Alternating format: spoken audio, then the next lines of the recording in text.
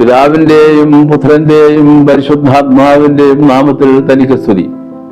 Malankara orthodox സഭ, തിരുവനന്തപുരം ഭദ്രാസനം യുവജന പ്രസ്ഥാനം 2024 കലാമേളയ്ക്ക് ഒരുങ്ങുകയായി. ലയം 2024 എന്നാണ് നാം അതിന് നാമകരണം ചെയ്തിരിക്കുന്നത്. യുവപ്രതിഭകൾ, കലാപ്രതിഭകൾ BMDM സെന്ററിൽ, ഇടമുളയ്ക്കൽ BMDM സെന്ററിൽ ഈ 14-ാം തീയതി ഒത്തുകൂടുന്നു.